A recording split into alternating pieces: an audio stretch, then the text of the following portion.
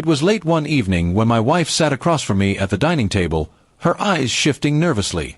She took a deep breath and said the words that shattered the image of the life I thought we shared. "I want an open marriage." My fork froze in midair as I tried to process her request. An open marriage? The very idea felt like betrayal dressed up as honesty. I didn't lash out, though. I kept my face calm, masking the storm inside me. She seemed almost relieved by my silence, mistaking it for acceptance. When I finally spoke, I said, "If that's what you want, then fine. I agree."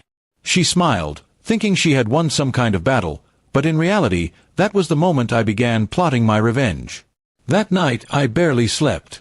My mind raced between anger, sadness, and clarity. If she wanted freedom to betray me, then I would give her more than she bargained for. I decided I wouldn't argue, wouldn't beg, and wouldn't try to hold her.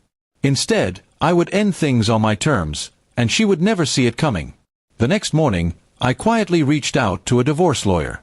I explained everything, her request, my plan, and how I wanted the divorce papers ready as quickly as possible. The lawyer assured me that we could move fast, especially since I had already gathered proof of her late-night outings and suspicious behavior. That evening, she came home cheerful, as if she had been set free. She cooked dinner, hummed songs, and acted like nothing was wrong. I played along, eating with her, smiling when needed, but inside I felt nothing but cold determination. Every laugh she gave me was another reminder of how little respect she had for our marriage.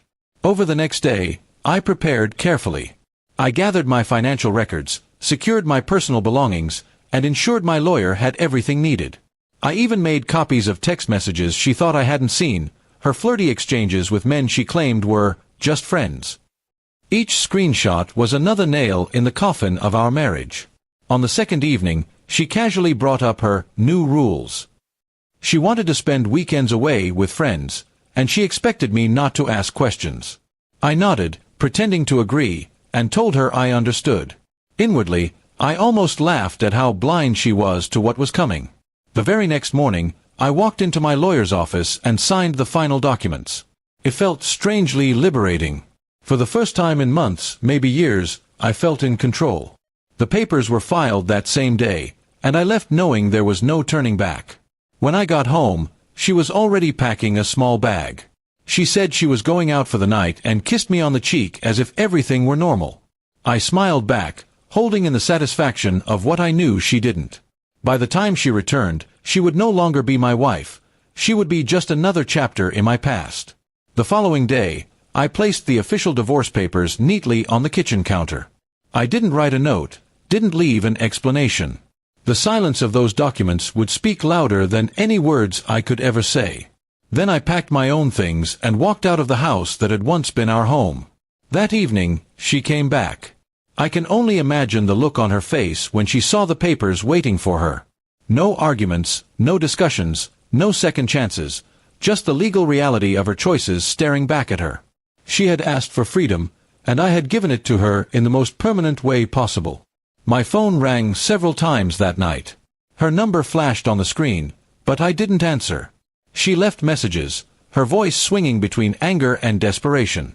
She begged me to talk, saying she hadn't meant to hurt me, that maybe they were just words said in the heat of the moment. But I knew better. Once someone shows you who they really are, you believe them. Days passed, and the messages turned into longer emails filled with apologies and excuses. She wrote about how she thought an open marriage would spice things up, and how she never thought I would take it this far. Each word only confirmed how little she understood the depth of the damage she caused. I didn't respond to a single message. Instead, I focused on moving forward. I reconnected with old friends, picked up hobbies I had abandoned, and started rebuilding my life piece by piece. The more distance I created, the lighter I felt. Her betrayal had been the push I didn't know I needed to find myself again. In the end, my revenge wasn't loud or cruel. It wasn't about hurting her the way she hurt me. It was about reclaiming my self-respect and walking away without looking back. She thought she was gaining freedom, but in truth, I was the one who had been set free.